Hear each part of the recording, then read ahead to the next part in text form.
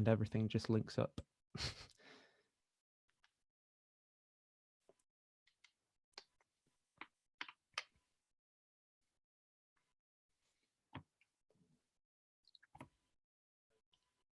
Oh, there we go. So we are live now, and I'm speaking with Professor David Papineau, and we're going to talk about naturalism, metaphysics, and potentially some philosophy of mind before we get into it. Briefly, for those people who aren't familiar with yourself, do you want to give just a little background of where you're at now and what you're doing, so people have an idea of your kind of specialization? Where I'm at geographically, or where I'm at intellectually? Right now, both.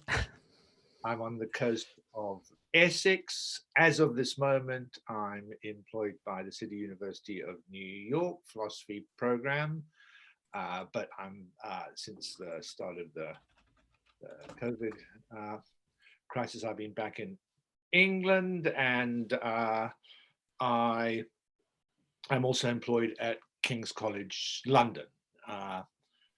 Intellectually, I work on metaphysics, philosophy of mind, philosophy of science. I have interests in lots of areas: philosophy of biology, philosophy of cognitive science.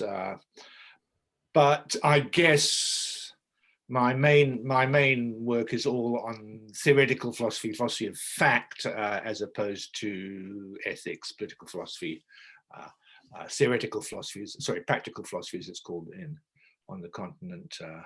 Philosophy of values. So, yeah, metaphysics, philosophy of science, philosophy of mind is my main interests at the moment. And would it be fair to say, in terms of kind of categorizing some of your beliefs, that you would class yourself as like a naturalist, or is that like too loaded or something like that? Is it just so people can broadly? Yeah, it's perfectly fair description. We might talk about exactly what naturalism is, and I don't think it's a very informative label. I'm not sure I'm particularly keen to self-identify as a naturalist, because that suggests that there's a kind of set of doctrines, assumptions that I start from, that I'm committed to, as if it's kind of like a religion or something. But I don't think of it like that. I mean, I like to follow the argument where it leads. So I guess the reason maybe to make that distinction might be, recently I've interviewed quite a few Christian philosophers, for example, so they're coming from a particular slant. And also I've been speaking to a lot of people who are moral realists, so they would describe themselves as Platonists as well.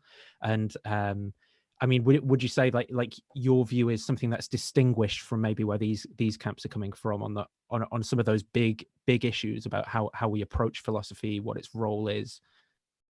I take myself to be a moral realist too. I don't think that the line between moral realism and anti-realism really lines up with the line between naturalism and non-naturalism. They're different kinds of moral realists. Some of them are non-naturalists, but you don't have to be a non-naturalist to be a moral realist. We might talk about that a bit when we talk about what naturalism, and perhaps we could talk about it in a second. I guess naturalists.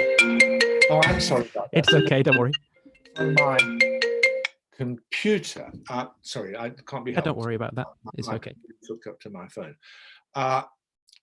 So, believers, Christians, are they non-naturalists? I mean, look, this is a complicated terminological business. Among Christians, there are some who say they are methodological naturalists, which means they think that they can practice science just like all the other scientists, that their Christian beliefs doesn't necessarily commit them to anything within the realm of science. So that's rather, I mean, it's not the way I understand methodological naturalism. Perhaps I should say a bit about how I understand naturalism. Yeah. So first point is, I think it's a mug's game trying to draw up necessary and sufficient conditions for naturalism, because people dispute what the requirements are. People are by and large inclined to want to count themselves as naturalists rather than non-naturalists. Perhaps that's becoming a bit less so nowadays. And so many people set the bar for naturalism low so as to allow themselves to be in the camp of the naturalists. And I don't think there's any fact of the matter about where's the right level to set the bar for naturalism. So I don't think we should go into the business of trying to identify necessary sufficient conditions for naturalism. But you can think about various positions as being more or less naturalist. I'm much more interested in the arguments. I'm interested in the arguments that might push you in a generally naturalist direction and see whether the arguments are any good and how far do they push you, without trying to say that there's some kind of hurdle, some barrier, some level, which if you're pushed over that, then you're a naturalist, and not if you aren't. I think it's really helpful in thinking about naturalism to distinguish two aspects of it, at least as it matters to philosophy. One's kind of to do with metaphysics and ontology. What kind of entities are there in the world? And so are there just basically the kind of entities recognized by physics and physical sciences generally, or are there things that escape the sciences, maybe souls, supernatural beings, maybe moral facts that somehow transcend the physical realm? So that's kind of ontological issues. And I think when you were thinking about moral realism as being non-naturalist, you were thinking of moral realists who believed in some kind of Platonic value facts outside space and time, perhaps. And that would indeed be non-naturalist. Ontologically non-naturalist, I like to say, for that dimension of naturalism. Then there's another issue which is of interest to a lot of philosophers, which is what's the relation between philosophy and science? And this isn't a question about metaphysics and ontology, what's in the world. It's a question about the proper method for philosophical investigation. And there are people who think philosophy and science are kind of in the same business, generally speaking, will call themselves, I say, methodological naturalists. That's rather different notion from the one from the philosophy of religion I mentioned. So naturalists in that sense, in the methodological sense, are thinking that science and philosophy kind of have the same aims and very, at an abstract level, the same methods, whereas non-naturalists might be people who think philosophy is distinctive and that it uses methods of intuition or some kind of a priori insight, and so on. So that's how I'd like to understand naturalism. So I think a lot of people would perhaps make a kind of distinction maybe between natural and supernatural phenomena as well as being a part of broadly what would define, you know, so someone who's a naturalist would be saying, well, I'm rejecting supernatural phenomena. And perhaps someone who is coming from a different point of view would say, well, that simply is what is the case. You know, if demons exist, if God exists, that's what is the case. And this distinction is wholly kind of arbitrary in a sense between natural and supernatural, and it becomes difficult to parse out maybe what the difference would be between the two. That's why I think it's not really, look, to somebody who thinks there really are God's souls that survive death and so on, think that they're real parts of the world we live in, the spatio-temporal world. So where do we get off saying that that's somehow non-natural, right? And I agree, we shouldn't fight about the term. On the other hand, it's a substantial issue whether there really are supernatural beings, souls that survive death and so on. And there are various arguments people have against the existence of such things. And arguments that say such things don't exist, perhaps relative to certain assumptions they couldn't exist, and that only things that exist are things recognized by the physical sciences that somehow are constituted by what we get from physics. And so there's a substantial issue. And look, who cares? I mean, to be honest, it's perfectly natural in contemporary discourse to say that the people who say it's just physics are naturalists, and the people who say that they're supernatural beings and so on are non-naturalists. But let's not fight about the word. I mean, the substantial issue is, are there any supernatural beings, and so on. And I mean, and it doesn't have to be. Are there parts of human beings? Are there parts of their mental life, and particularly their conscious mental life, that somehow transcend what we get from physics? That's a substantial issue. And we don't want to kind of avoid the issue by starting to quibble about the meaning of the term naturalism.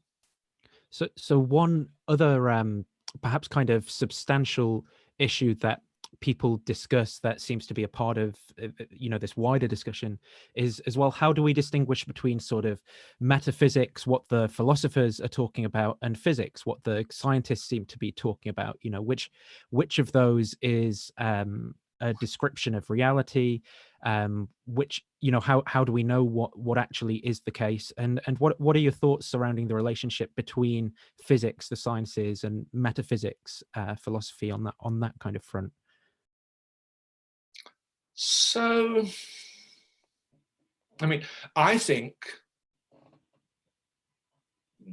scientific theories, physical theories, and metaphysical theories have just the same subject matter. And what's more, I mean, so they have the same subject matter.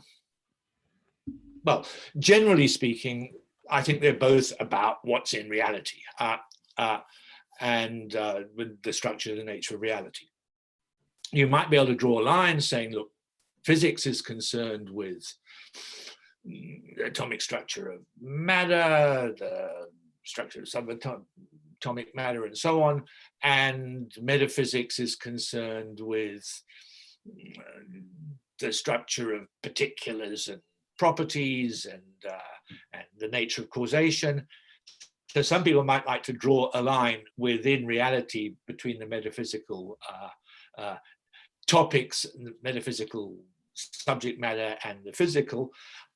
I don't think that works. And for instance, I'm about to start writing a book on causation, where I appeal to all kinds of stuff from physics and empirical research and statistical science and so on. So I don't think there's any way of dividing up subject matters. Where people think metaphysics differs from physics, they're more likely to argue for the difference on the grounds of methodology, that where physics uses empirical methods to decide between theories, metaphysics uses some kind of a priori reasoning, some kind of intuitive insight into the nature of reality. I'm sorry about this. It's okay. Yeah. I think it's just some cold call business scam, and I don't know how to stop it. Sorry about that. No. So there's the people who think that there's some kind of a priori insight into reality, and that's what's behind philosophical investigation into metaphysical topics. But I don't think that stands up either. I mean, I don't think there's any good account of how that kind of investigation goes. What's the mechanism by which we get a priori insight into reality? And I think in the end, all we're doing in metaphysics is trying to construct theories that about the world we live in, the spatio-temporal world we live in, that come up to just the same standards that scientists use. I mean, the truth is that scientists don't just use agreement with experiment. They also have to decide between theories inevitably by appealing to what are sometimes called super empirical virtues. You dismiss theories that are completely complicated or crazy, or there's little green men running around arranging everything like it is. I mean, that you can set up a theory like that is consistent with all the observations, but scientists just dismiss that as a stupidly complicated theory. And I think in philosophical metaphysical theorizing, we've got all the empirical facts we know, and we end up deciding between theories on these kind of grounds of theoretical simplicity. But I don't think that's any different from what goes on in science. So, I mean, I can probably give you, having said that basically metaphysics and scientific theorizing is the same thing, both in terms of subject matter and methods. I probably owe you some account of why it's done in different departments by different people.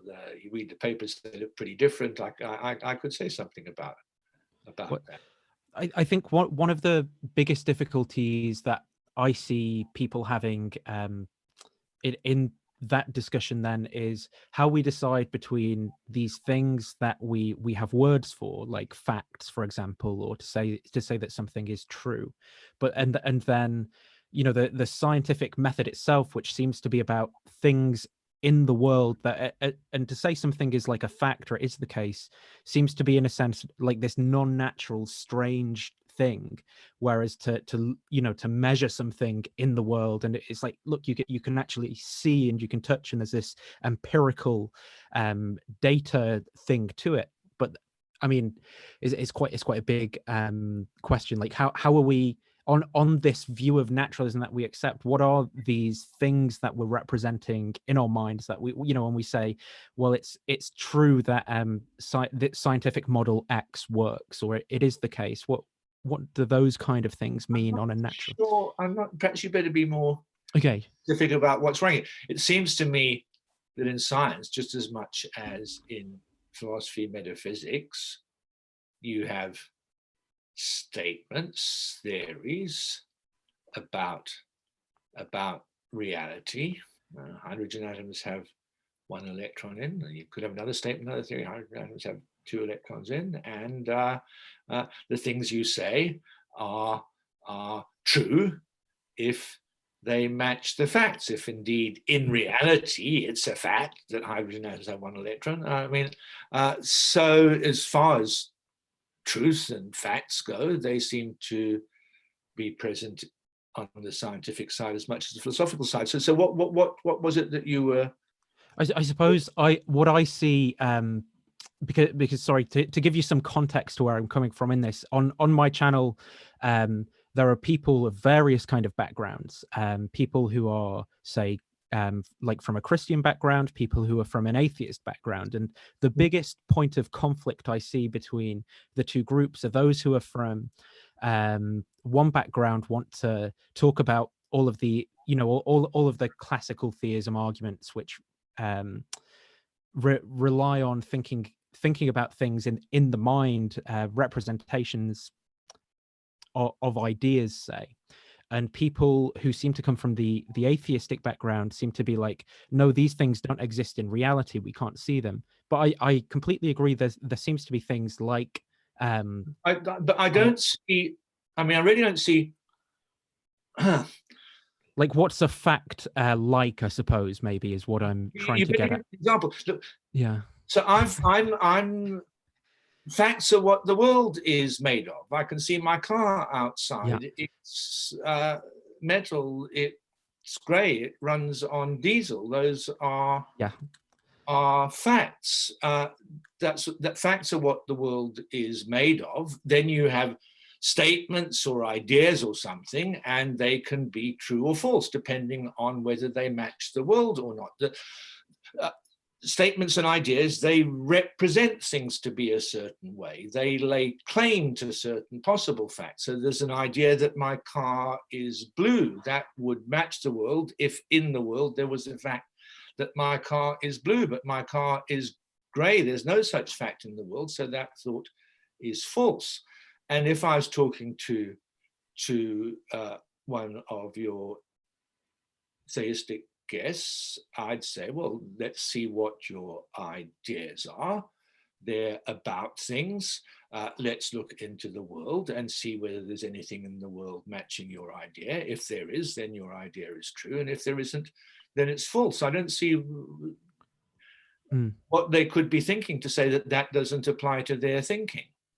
Well, maybe it's something like, so does the you know, the fact, is it like an entity that exists somewhere or something? I think this is one of the difficult things, you know, is it? But what's hard? Look, I mean, as I say, Yeah. I can see my car. It's about 8 feet away. Yeah. And it's grey. I mean, there's a fact. There's the car. There's the greyness. There's a fact. Yeah. The car has greyness. I mean, where is it? Well, I mean, it's where my car is. I look. You can have facts that are very spread out. I mean, the average age at which people in Britain get married, I was amazed to discover yesterday, is 37 years old. Right. Wow. That's a fact. It's very spread out. It's to do with people all over Britain for some time period. But still, I mean, there's a claim the average age at which people get married is such and such.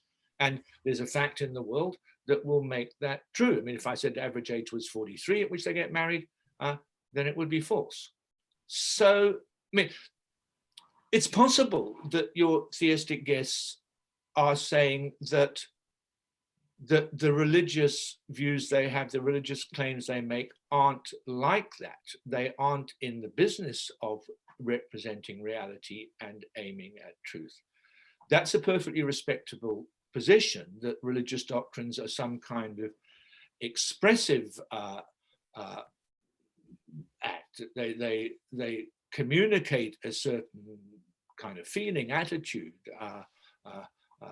They're invoking you to live your life in a certain way without laying claim to how reality is.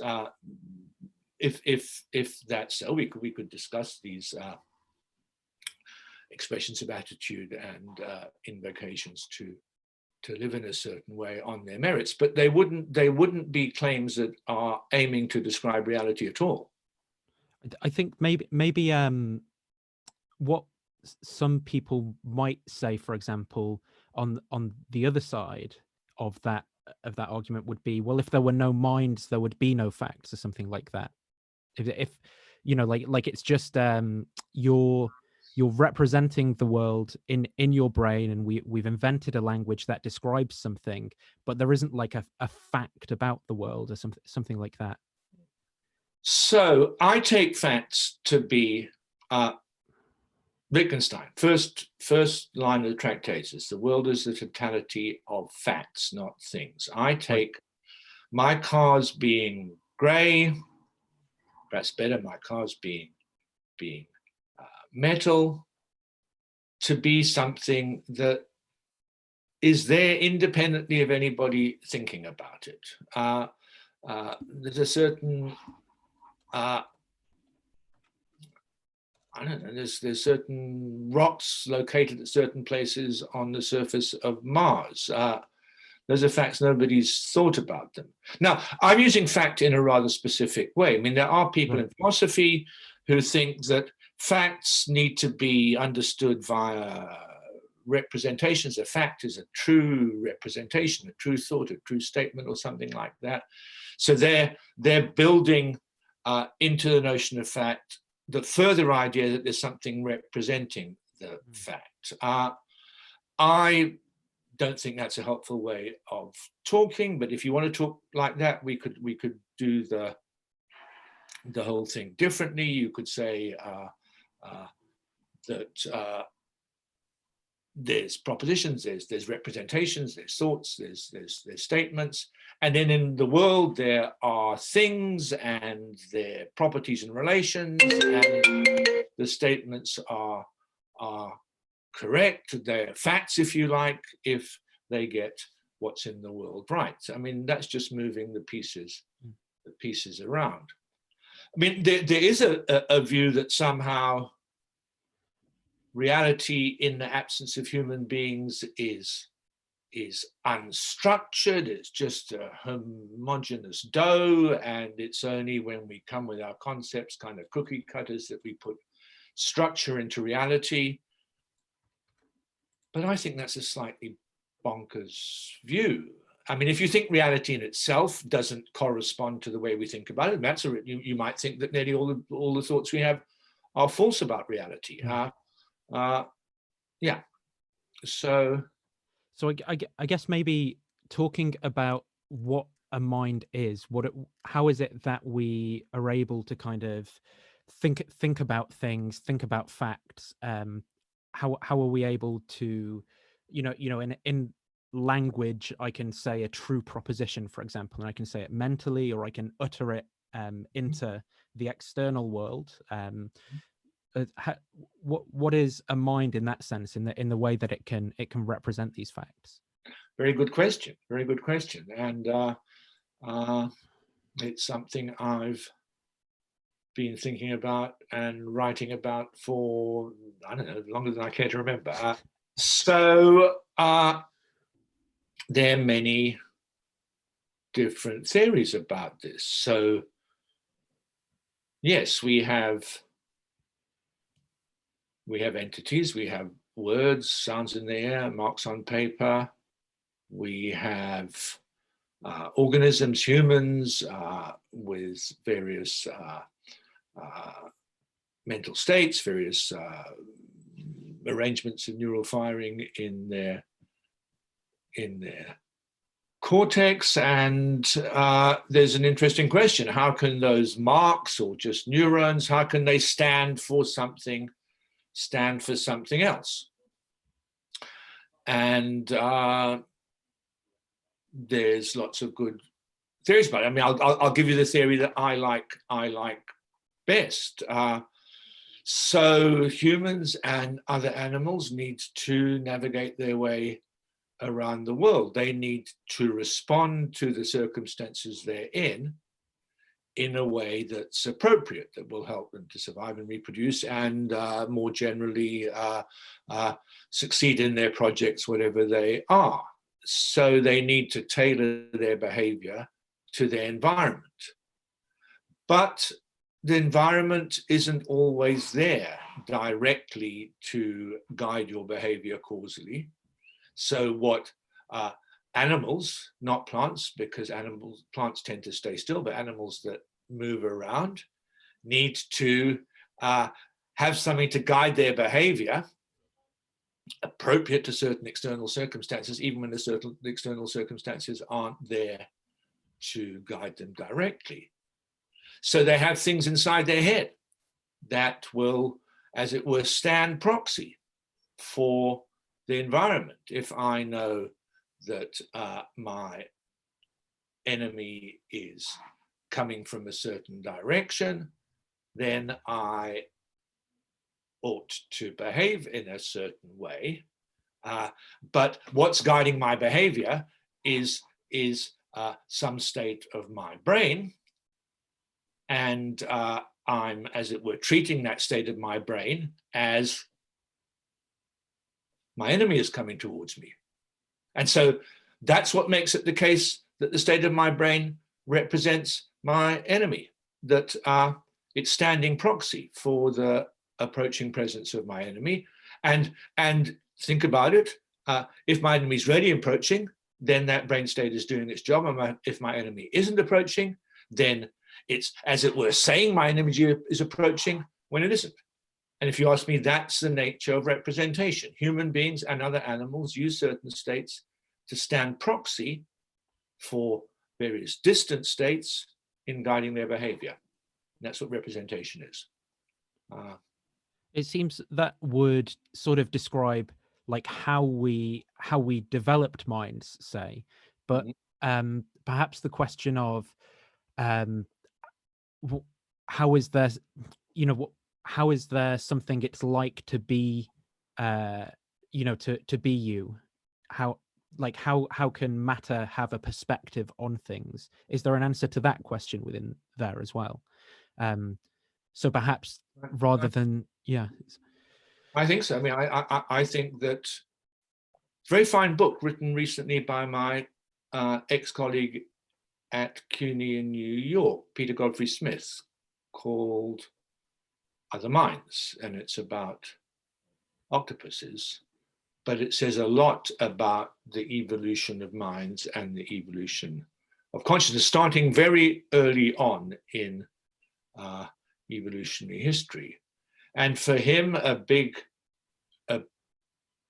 step is when certain arrangements of matter starts becoming important for them to distinguish between themselves and the environment, and in particular to distinguish between cases where the environment impinges on them because the environment is moving, and cases where the environment impinges on them because they're moving.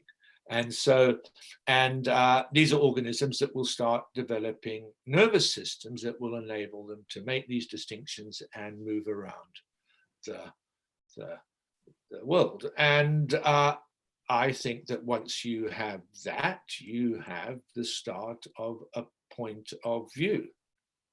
And I'm inclined to think of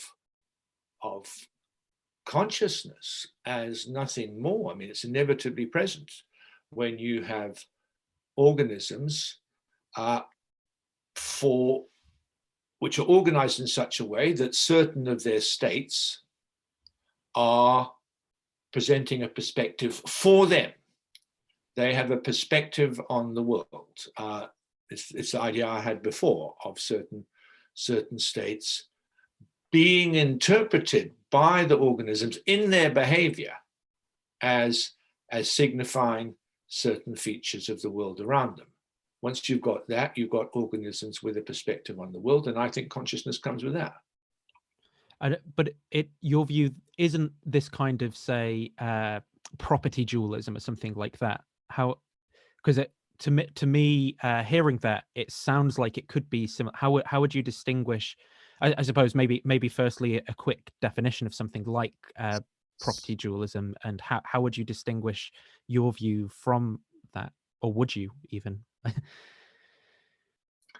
So, property dualism is property dualism is just dualism, and I'm not dualist at all. So, property dualism is it came in with Davidson, maybe Spinoza, maybe P.F. Strawson, that they're things, human beings or physical events, and they have some physical properties, and they have some mental properties, maybe conscious properties, that are distinct from and independent of the physical properties. That's dualism. I mean, that says there's physical stuff and then there's non-physical stuff. And I don't think that's true at all. I mean, the only respect in which probably dualists are not full-on dualists is they think these very different properties, the physical properties and the non-physical mental conscious properties, attached to the same things. But I mean, unless you say something more, a property dualist is open to the possibility that you could have two beings that were physically quite identical, but one was conscious and the other one wasn't, because there's this further thing, the conscious properties, which are independent of the physical properties, which can be present or not if the physical properties are there. So I wondered why you were thinking of me as a property dualist. Well, I know that isn't but just from given the explanation that it sounded like what was being described was this perhaps material complexity, and then consciousness emerging as a thing out of that material complexity. I never said anything. Okay, maybe yeah. Okay. Sorry, I don't want to be accusatory about this. Sure. But you were reading things into words. This idea, the whole idea that consciousness emerges when you have physical things arranged in a certain way. A whole way of talking is already dualist. Right. Okay. I don't think the consciousness, I don't think you have all the physical stuff, and then if you put the physical stuff in the right way, bingo, some extra thing arises, like, if you oscillate something in a magnetic field, you'll cause waves. It's not like that. It's I can't remember how I put it. I said, once you have physical beings arranged a certain way, then you'll have conscious. That's what consciousness is. It's not some extra thing that's produced by the physical arrangement. It just is the physical arrangement. There's no metaphysical possibility to have that arrangement and no consciousness. Not even God could make a being with all that physical stuff and not have consciousness. The consciousness just is. What it's like to be a physical being like that. What would you expect it to be a physical being like that? Well, that's what it's like. I think I struggle still with how there's a perspective, you know, how there's an I or an ego or an Atman, or, you know, so that it seems to me it seems to me that maybe fundamentally I'm this thing having this experience, and I'm not sure how you know, to put it as it, if I were to you know, a series of kind of like pipes or something connected together with water gates going through them or something, how then this extra thing of perspective, no matter how complex the thing was made. Look, it's perfectly reasonable, and everybody has this intuition and worries about it, to worry, why does conscious experience come with these physical arrangements? And I don't think you've got an argument here. I think you're starting, as many people do, everybody does, with the presupposition that the conscious experience is something extra to the physical arrangements. And I think that the arguments show pretty conclusively that it can't be, and that we need to educate ourselves out of this attitude. But I don't think talking about perspectives is adding anything to the issues I've just alluded to. I mean, so it seems to me that there's a real puzzle to be addressed about how can experience, as most people think about it, be guaranteed just by physical arrangements. But I don't think there's any puzzle about how can perspective be guaranteed by physical arrangements. Look, the camera has a perspective, even if we assume, as is pretty clearly true. Or perspectival knowledge, perhaps, with that, perspectival knowledge, kind of like but camera, I mean, look, camera can have knowledge. I mean, if you think of the photographs as laying claim to how things were, I mean, they're accurate representations of how things were, caused in the right way.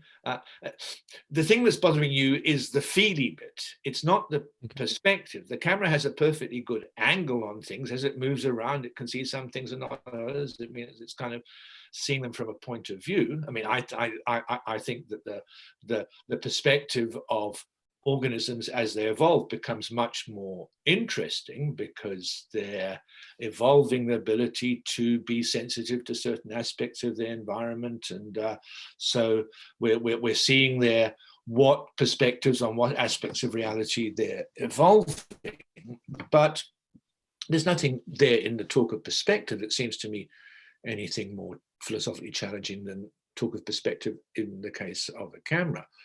I think what's bothering you is the fact that there's feelings, and you're finding the difficulty is just with the idea that feelings should be nothing more than, nothing over and above, just certain physical arrangements.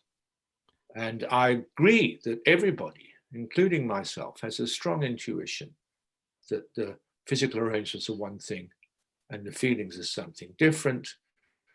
And it's possible in principle, even though we don't actually see it in practice, to have those physical arrangements and not the feelings.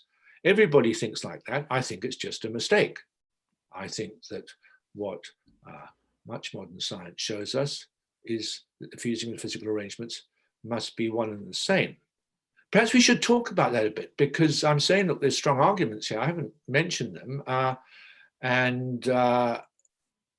Back at the beginning, when we were talking about the definition of naturalism, and you say, look, there's some people who believe in souls and supernatural beings, and they don't see why they should be called non-naturalists. And I said, well, that's fine by me, but let's talk about the issue of whether there are souls and supernatural beings.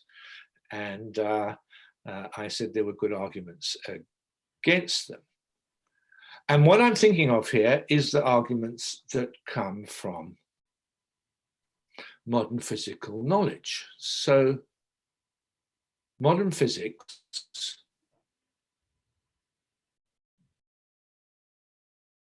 recognizes, and I think it has evidence for this, that there's a very limited range of fundamental forces. There's gravity, electromagnetism, nuclear forces. That's it. And that implies that nothing that isn't composed of entities that exert those forces will be able to have any effects in the spatio-temporal world. In particular,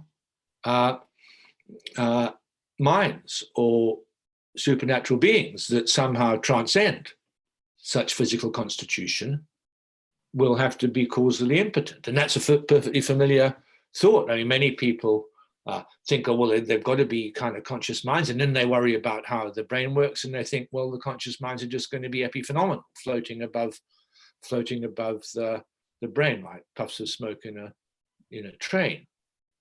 I think, of course, my conscious feelings are not epiphenomenal. They affect my behavior, my physical movements, and other physical things. And in order for that to be so, they've got to be nothing over and above my physical makeup. And this is a very powerful argument. And it's interesting that it's a fairly recent argument. If you look back 100 years ago, 200 years ago, scientists generally thought that there were fundamental forces peculiar to minded beings. They thought, in addition to gravity, electromagnetism, nuclear forces, there were also vital forces and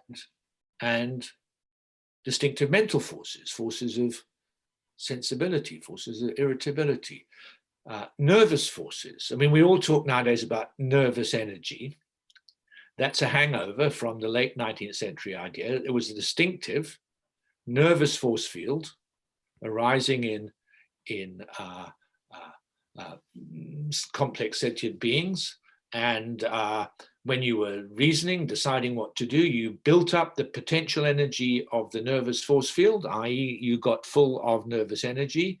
And then when the time to act came, you release that potential energy into kinetic energy in the form of movement. And if you have a physical theory like that allows distinctive nervous forces, then there's no problem about conscious minds that are distinct from the physical realm influencing the physical world. But since the middle of the last century, science generally, as the result of investigation into the way that cells, and in particular nerve cells, work, think there aren't any such forces. They're just normal chemical electrical forces operating in the brain. That's all it takes to get me moving. And that's the argument against supernatural souls that somehow transcend the physical realm. There's no evidence that such things make any difference in the physical world. But of course, my conscious thoughts and feelings make a difference in the physical world. So they've got to be one and the same as my physical brain states. It might be strongly counterintuitive, but there's an overwhelming argument in its favor. I mean, there's a bit of unfinished business here. If the theory's so strongly supported, why is it that we find it so difficult to believe? Why are we so intuitively convinced that the conscious mind is separate from the physical realm? And there are plenty of people who work on that, who write about it. I mean, there's whole anthropologists and comparative psychologists who are interested in the source of intuitive dualism. Why are human beings intuitively dualist? Can I tell you something then that I've struggled with from a philosophical perspective, and maybe you can comment on where I've where there's some perhaps fallacious reasoning or thinking going on in there. Mhm. So when I initially came to look at the idealism of Bishop Berkeley and his master argument that, you know, if you can conceive for me a tree that exists something that exists independently of the mind, then I'll abandon this position in the dialogues. I sort of dwelling on that, and I think I agree based on inference that there seems to be this external world, and that perhaps science might eliminate some of our kind of categories that we think there are mentally. But I still, all those things that I'm learning about, that, you know, I'm learning about them. I'm this thing that's having a mental experience, it seems, and like I have, you know, the textbook appears to me as this representation before me, and the facts are this thing that I seem to be holding in, like all of it seems to be mental. Like I don't have direct, it seems I can start at the I can start with myself and struggle to get to the world, or I can start with the world and struggle to get into the mind, but I can't. Yeah, I think the thing I struggle with that view is I'm like, well, I'm here hearing you tell me these facts about the world and stuff, but it's still your kind of, is it right to say qualia before me, that's kind of you know, give it, you tell me these things, and I'm a mental being experiencing them, and it's qualia before my senses, and even though I have an explanation, that's based on inference, and I can't directly get at that, so I can't know that that's true, or I can't it. Does that sound kind of kooky to you? Is that That doesn't sound kooky, but I'm wondering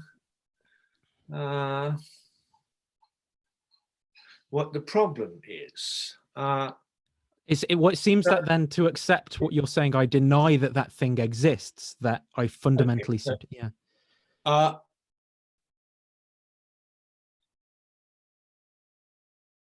There's a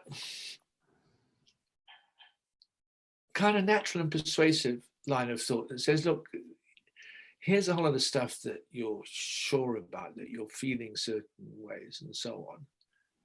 And so you can be sure of that. And then there's further things you get at by inference, maybe that, you know, you move around, you notice everything kind of changes in a certain way. Surely the natural explanation is that your feelings, your experiences are being caused by something independent of you. That and you think, well, but I can't be as sure of that. It's possible that there isn't a real car out there. There's just some evil demon fiddling with me, making it appear so. So I don't know that there's a car out there. And the crucial premise there is that if it's possible, relative to what you're sure of, that some proposition P, that car is in front of you, not be true, then you don't know it. And I think that's an assumption that has to be resisted. I mean, why do you feel that somehow you're not entitled to a belief unless it's absolutely logically guaranteed by things you already know? That kind of logical guarantee isn't required for the belief to be true. It's not required for the belief to be arrived at in a way that generally produces true beliefs. It's not required for you to be reasonable in believing the thing. It's not clear why you've kind of allowed yourself to be dominated by this very high standard for what you're entitled to believe. I mean, I agree this is a bit like the intuition that consciousness must be distinct from the physical brain, the intuition that somehow there's something iffy if you can't be 100% sure about something is a pretty compelling intuition, but I think it's just a mistaken intuition. You should resist it, and you should happily embrace all the conclusions you can reach by inference from the things you are initially sure of. I mean, often you can be very, very sure that some things are true, even if you can't be absolutely demon-proofly sure. I suppose maybe I think I could see myself, for example, accepting some of these other theories of the philosophies of mind that would be different from like a dualism or an idealism or something like that, and would seem to follow the science. But I just struggle with that I would always be mentally representing the proposition, so that the mental is some kind of all that exists is fundamentally physical in some sense, and that's what, and I'd be like, but I'm mentally representing that fact, and it seems in some way I can't like reconcile the two, and it seems like that defeats the idea that, again, that defeats the idea that like there's always this idea thing that is what I'm experiencing, and I can have an idea that ideas don't exist really, but it's I'm not sure you aren't just appealing to the thing like a begging the question kind of. I queried a moment ago, Okay. that you aren't entitled to believe things that you aren't 100% certain of. I might also query the idea that you somehow got yourself into this tangle that you're sure about what's going on mentally, but you don't feel you're entitled, confident to have any views about what's beyond that. And I mean, I could make different positions. Look, how did you get to be sure about all this mental stuff? I mean, here I am, and look, I'm pretty sure there's a table here and there's a mirror behind me, and that comes pretty much first in the order of what I'm confident about. And then if you ask me to start thinking about my mind is a very sophisticated thing to do, and to start thinking that I've got certain conscious states that are distinct from the table and the mirror. I mean, I'm not saying that's all wrong, but that's something that one has to do a lot of reasoning to get to. Yeah. And so I'm kind of curious about why you think that's a place to start, when after all, in truth, you reasoned yourself to that probably quite long and complicated set of inferences. Yeah. I mean, I guess I do think I think to say the proposition I exist and I'm a thinking thing or something is different from that is a description of my experience in natural language. So that thing is, even if I couldn't describe that in natural language, I think I'd be having that experience. That's just how I'm kind of communicating it. So this kind of Cartesian project, I think, therefore I am, and then I build everything up from that. That's driven by the aim, the hope that you will be able to establish everything as deductively guaranteed by things you can be certain of. So the whole Cartesian project is in a way driven by the very high standard for knowledge, which a moment ago I was casting doubt on. If you have that aspiration to knowledge, as Descartes did, at least at the beginning of his life, then your best bet is probably to say, okay, there's one thing I can be sure of, it's how things are inside my mind, and then try and derive everything from that. But if you don't have that high standard for knowledge, there's no real obvious rationale for looking for some foundation of things you can be actually sure of, and then building everything up from that. There's no immediate reason not just to start with all the beliefs and procedures we have in ordinary everyday life. Now, we should, of course, examine them all. I mean, I'm not against the Cartesian idea that everything should be held up to examination to see whether it's indeed something that we should believe that is reasonable. But if you don't have this very high standard, nothing should be embraced unless it's absolutely certain that it's something that couldn't be false even in a demon world. Unless you have that absolutely high standard, you don't get driven back into the mind as somehow the thing that you should be starting from, and there's always a difficulty of getting beyond it.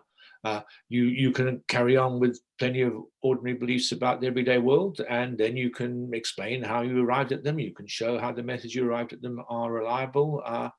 There's no need to do this foundational thing starting within the mind. So I think that itself is a mistake driven by the desire for absolute certainty, which is a desire we should never have signed up to. That definitely makes sense for propositions, propositional knowledge. But I think my consciousness seems to be like it is. I don't mean it as the proposition, like I'm experiencing, I exist. Like that, the experience is the experience, not the language used to represent it. And I sort of, it seems, I know you're not necessarily arguing for like eliminative materialism or something, but to say that these concepts, to come to conclusions that would be like, well that isn't really real, when it's like that is everything that is to me. Even like maths or all the scientific facts I know and stuff, they exist within this experience that this isn't clearly thought out. I'm sorry, but does that I'm saying this experiential kind of thing is different from a proposition? And yes, to have like propositional knowledge would be I can't be certain of all the kind of propositions and beliefs that I have, but at bedrock I'm always just this experiencing thing. I'm not sure what the issue or the argument. Maybe I'm not making that argument. I mean, it's an interesting question. What's the connection between conscious experience and propositional representation? And various philosophical views bring them quite close together, but at first pass you might well think, look, experiencing is one thing, not all experiencing. If I'm feeling sad or elated, am I representing anything? And you might also think not all representation is conscious experience. I can represent my various unconscious beliefs. I have various representations early on in my visual processing system of features of the environment that aren't conscious. So you can have consciousness without representation, representation without consciousness. So if you want to say, look, I'm not quite getting it. I mean, there you are, and you have a lot of experiences indeed, and your conscious world is exhausted by those experiences. I'm not going to deny that. I mean, then you might, if you're more sophisticated, form various representations. In particular, you might form the representation that you aren't the only entity in the world, and what's more, your conscious experiences are caused by a physical world outside you. And the thought that my conscious world is exhausted by my experiences doesn't look like any argument against the truth of that representation. Why shouldn't it be true that there's things outside you, in addition to your conscious experiences, that are causing the experiences? In fact, the structure of conscious experiences makes that a very reasonable thing to suppose. Yeah, I think you're right that then the argument does actually just become, well, I'm less certain of those things that are known by inference, and so I think that's a good point. A question from the chat. I think this is to do with what we were talking about earlier, and I know it's kind of an unnatural shift in gears, but I'm just a bit wary of time. If we have justification to accept one of two empirically indistinguishable theories on the basis of it being more theoretically virtuous, isn't that a priori justification? Very good question. Very good question. So if you're a realist, as I am, there's a question about preferring, let's call it simpler, but I don't really like the term simple because it's not any kind of a priori. It's the kind of simplicity. Well, and I'm getting ahead of myself. Let's say if you prefer theory with characteristic X, putative virtue X. There's a question about the presupposition there that theories with characteristic X are generally likely to be true. And there's a question then, is that an a priori matter or an a posteriori matter? And I'm inclined to say I don't see any reason why it shouldn't be a posteriori. Why shouldn't our experience of the world show us that in general theories of a certain kind are the ones that are likely to be true? So the Greeks thought that any theory of physical reality ought to somehow be based on circles. Circles are kind of a theoretical virtue. And now we think that that's a mistake. Theories involving inverse square laws are much more likely to be true.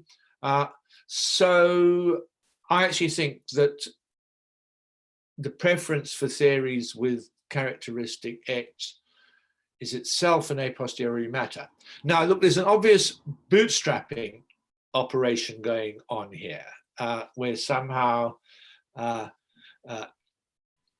arriving at theories using our existing methods, including probably preferences for theories with characteristic X, to somehow arrive at the conclusion that theories with characteristic X are generally true. But I don't think that kind of bootstrapping is necessarily vicious.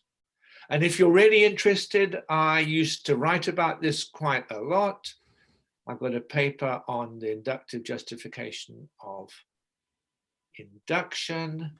And then I generalized it to the question of preference for theories with certain characteristics in, I think, chapter 5 of my book from the 90s, Philosophical Naturalism, which you can see a rather scruffy version of on my website. So chapter 5 of Philosophical Naturalism on my website, if you want to see the full story of what I think about this. I will put links to those in the description as well for people to be able to check them out of the video.